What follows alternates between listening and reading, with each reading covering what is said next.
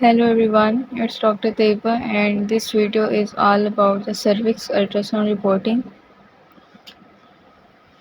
You will learn how to write ultrasound reports regarding cervical pathologies. The reports will include the findings and the impression. The first example is of a normal cervix. The report starts with the procedure and clinical history. The procedure in this example is transvaginal ultrasound. Clinical indication is routine gynecological evaluation, no complaints of pain or bleeding. After that, you can write the findings starting with the uterus. The uterus is elevated, measures 7.5 into 4.5 into 3.5 centimeter. Biometric ecotexture is homogeneous.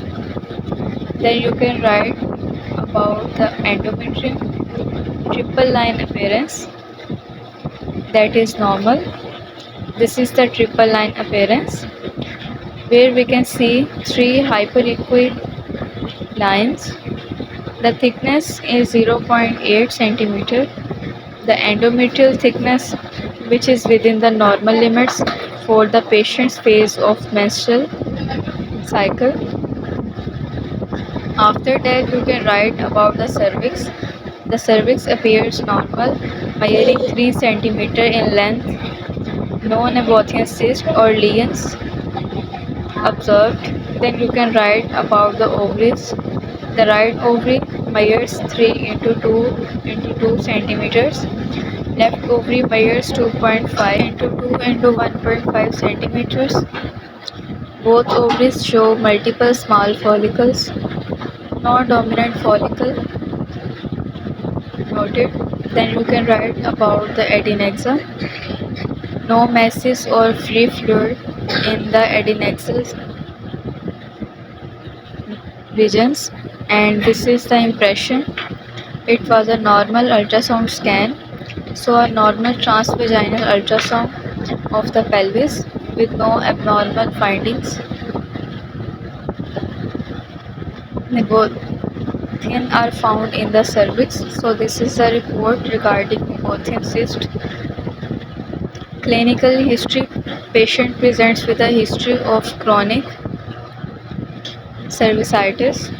These are the findings: the uterus is normal in size and contour. The endometrium is normal in thickness and ecotexture for the patient menstrual phase. Both ovaries within normal size range with no abnormal masses in the cervix.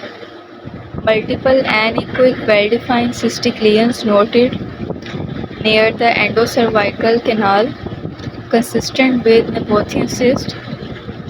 You can write about the largest cyst measured.